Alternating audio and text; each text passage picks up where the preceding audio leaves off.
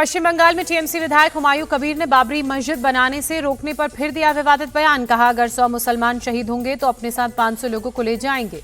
हुमायूं कबीर ने धमकी देते हुए कहा, बंगाल में मुसलमान 37% हैं और जब तक बाबरी मस्जिद का काम पूरी तरह से उनके पास नहीं आ जाता बन नहीं जाती तब तक 40% हो जाएंगे। एआईएमआईएम विधायक मस्जिद हुसैन ने वाशिम नगर परिषद चुनाव की सभा में बीजेपी और शिवसेना को धमकी दी। कहा, इत्तेहाद मुसलमीन है, बच्चों का खेल नहीं, जब हमारे पर आएगी तो गली गली कम पड़ेगी। माजिद हुसैन ने मुसलमानों के अजीत पवार और शिंदे गुट से जुड़ने पर भी नाराजगी जताते हुए कहा, शिंदे गुट से जुड़ने का मतलब है बीजेपी से जुड़ना। कर्नाटक के सीएम सिद्धारमैया और deputy CM DK Shivakumar का दिल्ली दौरा टला। सीएम आवास पर आज सुबह 9:30 बजे दोनों के बीच ब्रेकफास्ट पर मुलाकात होगी। सीएम सिद्धारमैया ने आलाकमान के आदेश को मानने का भरोसा दिया। कहा, आलाकमान ने डीके शिव कुमार के साथ मिलकर चर्चा करने के लिए कहा है।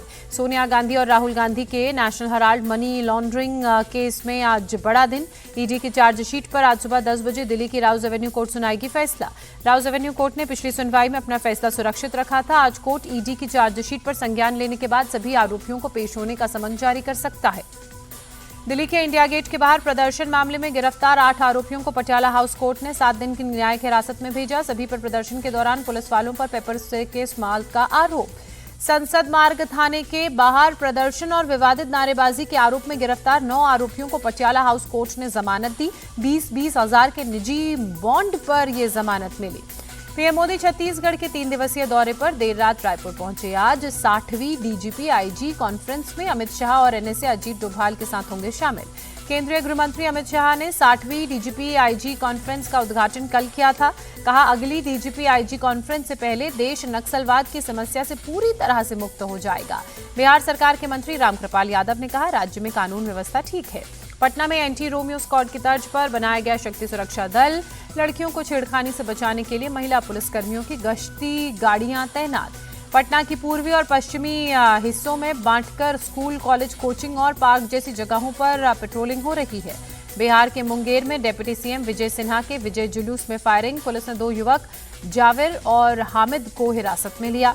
मुंगेर एसपी के मुताबिक जावेर और हामिद के पास मिली बंदूक जैसी दिखने वाली चीजें, हथियार, दोनों शादी ब्याह जैसे मौकों पर करते हैं इसका इस्तेमाल। पश्चिम बंगाल एसआईआर की बैठक के बाद चुनाव आयोग का टीएमसी को सलाह। कहा, बूथ अधिकारियों को धमकी न दें।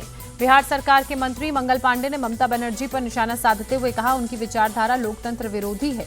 आम आदमी पार्टी दिल्ली अध्यक्ष सौरभ भारद्वाज ने संसद के शीतकालीन सत्र पर कहा, एसआईआर के ऊपर चर्चा होनी ही चाहिए। पश्चिम बंगाल में मुर्शिदाबाद के खारग्राम में एक बीएलओ जाकिर हुसैन की हार्ट अटैक से मौत हुई। पूर्व केंद्रीय कोयला मंत्री श्री प्रकाश जायसवाल का निधन। 81 साल के श्री प्रकाश का लंबी बीमारी के बाद कानपुर में देहांत हुआ। सीएम योगी ने ट्वीट कर दी श्री प्रकाश जायसवाल को श्रद्धांजलि। पीएम मोदी, सोनिया गांधी, राहुल गांधी सहित कई नेताओं ने शोक जताया। अल फलाह यूनिवर्सिटी के फाउंडर जवाद अहमद सिद्दीकी का विदेश कनेक्शन सामने आया। बेटे को दिलाई ब्रिटिश नागरिकता, बेटे के नाम पर ब्रिटेन में कंपनी। ईडी को शक, यूनिवर्सिटी से धांधली का पैसा बेटे अफाम अहमद सिद्दीकी की कंपनी करता था रूट। पश्चिम बंगाल के हावड़ा में टीएमसी नेता पर फायरिंग। टीएमसी नेता को 2 गोली लगी, अस्पताल में भर्ती। आधार कार्ड को लेकर महाराष्ट्र सरकार का बड़ा ऐलान। आधार कार्ड अब नहीं माना जाएगा जन्म प्रमाण पत्र, ये सिर्फ आइडेंटिटी कार्ड। यूपी सरकार का भी बड़ा ऐलान। आधार कार्ड अब जन्म प्रमाण पत्र के रूप में मान्य नहीं, सभी विभागों को जारी किया आदेश। गोवा में पीएम मोदी ने 77 फीट ऊंची भगवान राम की मूर्ति का अनावरण किया। कहा, आज का भारत अपनी सांस्कृतिक पहचान को नए संकल्प और नए आत्मविश्वास के साथ आगे बढ़ा रहा है। कर्नाटक के उडुपी में पीएम मोदी ने कृष्ण मठ में पूजा अर्चना की। सामूहिक श्रीमद् भगवद गीता पाठ में शामिल हुए, रोड शो भी किया। प्रधानमंत्री मोदी की आतंकवादियों को 2 टूक। दुश्मन अगर दुस्साहस दिखाएगा तो सुदर्शन चक्र उसे तबाह कर देगा। यूपी के मैनपुरी में एक लड़की की हत्या से सनसनी। दिन दहाड़े वारदात को दिया गया अंजाम। श्रीनगर के लाल चौक में बड़ा search operation, hotels, guest houses की तलाशी। जम्मू कश्मीर के अवंतीपोरा में सुरक्षा बलों को बड़ी कामयाबी, जैश ए मोहम्मद के ठिकानों को ध्वस्त किया। दिल्ली पुलिस ने 40 विदेशी नागरिकों को हिरासत में लिया। ड्रग सप्लाई मॉड्यूल के तार जुड़े। बेतिया में सिपाही की शर्मनाक करतूत, महिला डांसर को सरकारी पिस्टल देकर नचवाया। वीडियो वायरल होने के बाद सिपाही समेत 3 लोगों पर एफआईआर। इंदौर में दिन दहाड़े 10 लाख रुपए की लूट। बैंक के बाहर लुटेरों ने शराब दुकानदारों से नोटों से भरा बैग छीना। सीसीटीवी फुटेज के आधार पर पुलिस लुटेरों की तलाश में जुटी।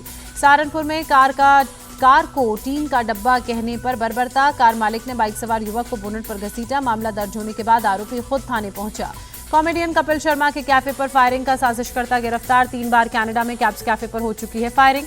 छत्तीसगढ़ में 25 लाख के इनामी चैतू उर्फ श्याम दादा का सरेंडर। गुरुग्राम में बीती रात लंबा ट्रैफिक जाम लगा, सड़क पर रेंगती नजर आईं गाड़ियां।